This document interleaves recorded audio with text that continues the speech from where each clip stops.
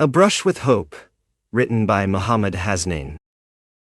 Isabella sipped her coffee while gazing at the golden leaves drifting in the wind. The air carried a chill, but inside the cafe, she felt wrapped in warmth. In the quiet hum of the cafe, she was trying to find peace, a brief escape from the thoughts of last night. Lucien's words still rang in her mind. His critique had been blunt, even merciless. Naive, shallow.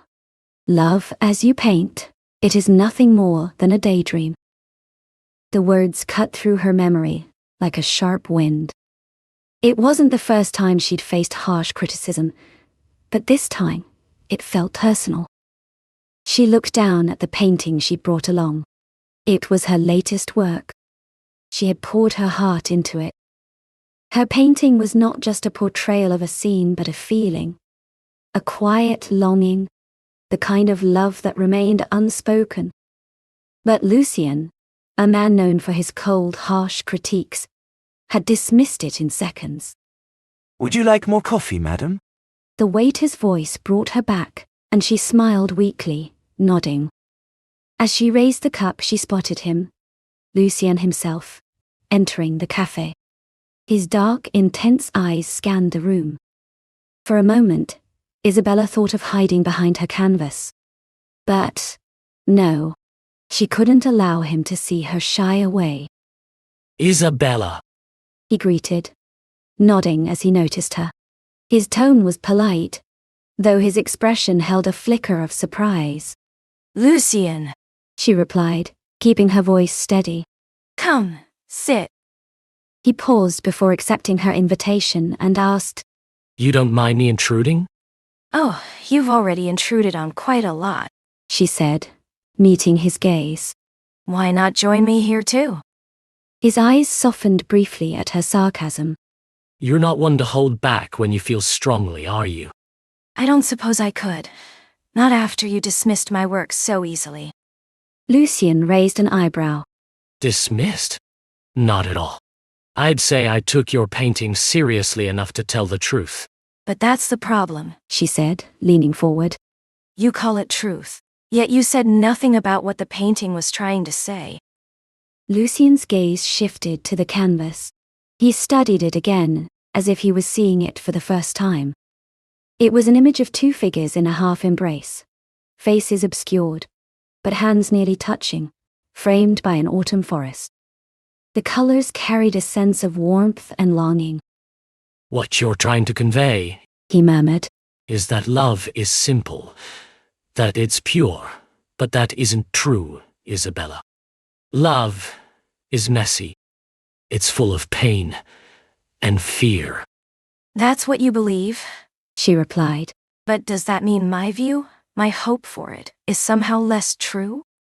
He looked at her, and for a moment his guarded expression softened.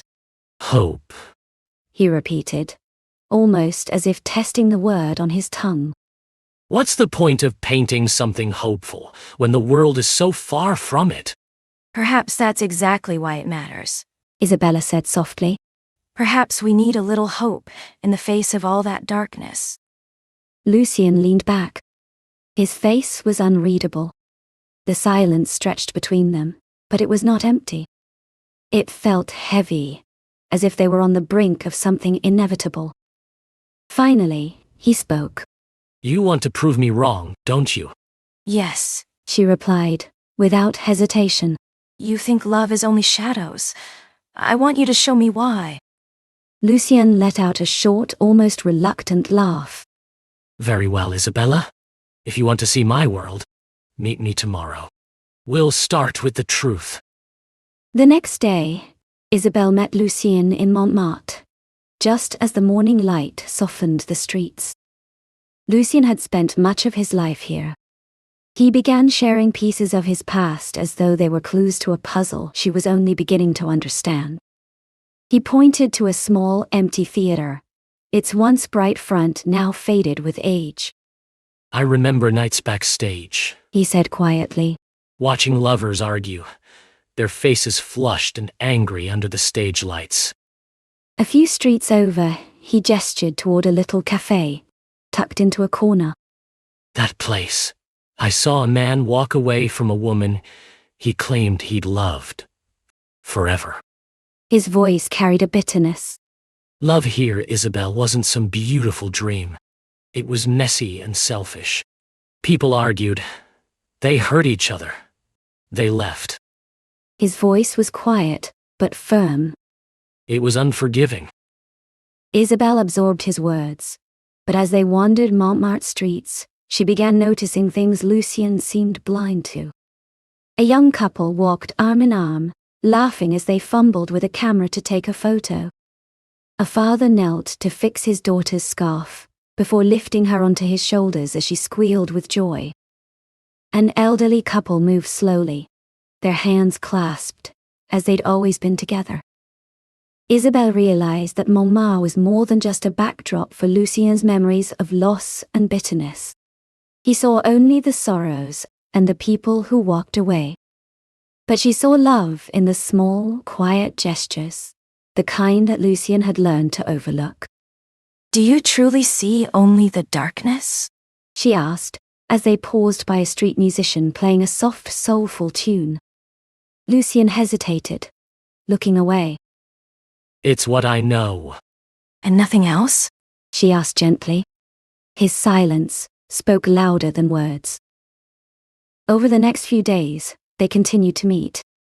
With each passing moment, the harsh edges between them softened. Lucien shared stories of loss, of watching the woman he once loved leave, of feeling tired of promises that faded over time.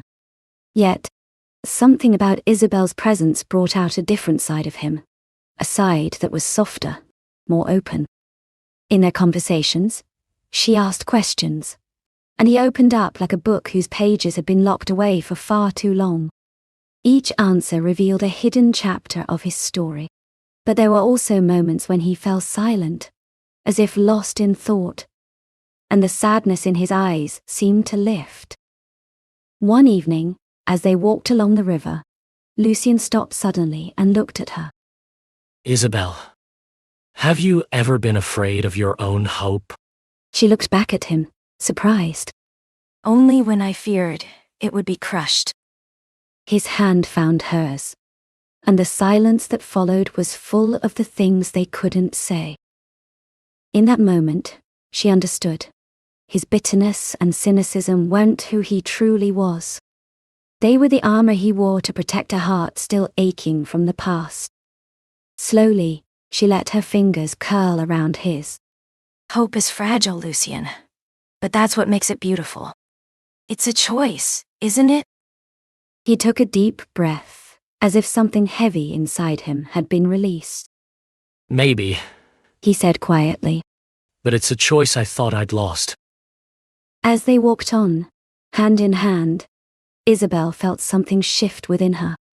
Her art, her struggle. It had all been a search for connection.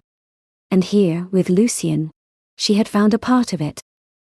Days later, Isabel finished another painting. It showed the two of them by the river, a moment of closeness and light. She showed it to Lucien, watching his reaction. This time, he was quiet for a long while. When he finally spoke, his voice was soft, almost reverent. You found something real. She smiled. No, Lucien. We did.